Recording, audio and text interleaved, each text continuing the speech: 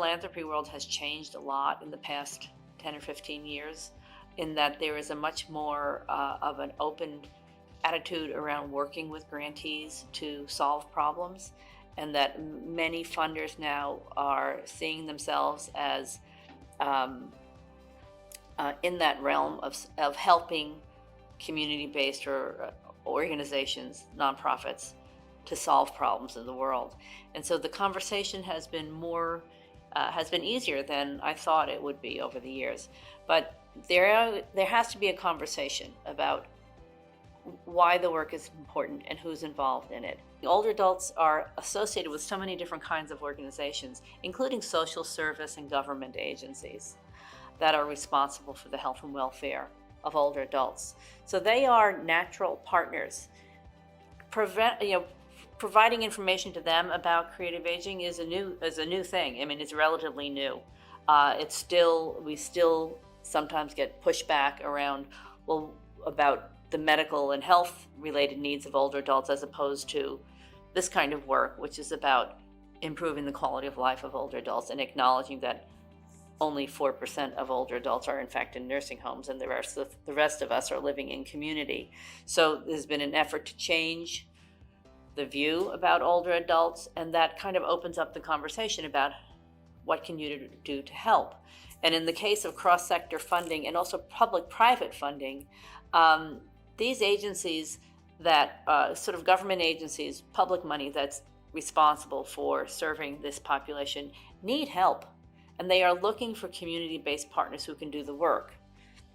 And then on the other side, funders, philanthropists, private funding is also looking to solve these problems. When you put them together, you find that generally these two disparate groups actually have the same goals and can help each other deliver on their missions, essentially. When a private funder has a good track record of funding good programming, then the public agency is more likely. It's a matter of sort of going from theory into practice. Look, we know that this is right, but look how it happens here in public, in real time, in real community. And so it's again about demonstrating, documenting, sharing the information to public funders, private funders, government agencies, and everyone in between. Individual philanthropists are a very important group here too. And we have found that when you bring these people together and we create opportunities for them to talk to each other, to align goals, to align outcomes, and then, our job has been to sort of show them the possibilities of what can happen when joint funding comes into place. Because it's not only funding, it's also the dissemination of the information. It is also the public agencies, for instance, like state library systems that have the capacity to do widespread, broad-based training across an entire state. Other organizations like the American Alliance for Museums, the National Assembly of State Arts Agencies, those groups have the opportunity and the connections to bring people together around topics, around service, around training.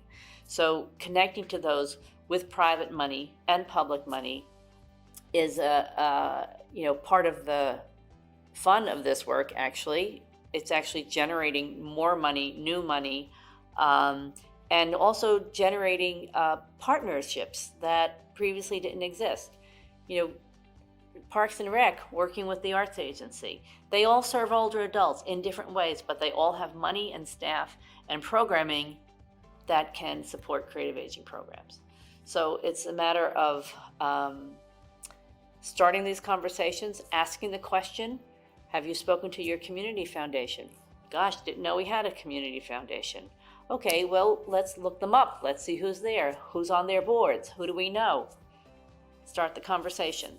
And these have been extremely fruitful because these public-private partnerships and agency and philanthropy connections have yielded great programs and great long-term institutionalized programs. And that's part of the benefit of a government agency, has that long view more often than a private funder might. And so together it kind of helps cement the programming in.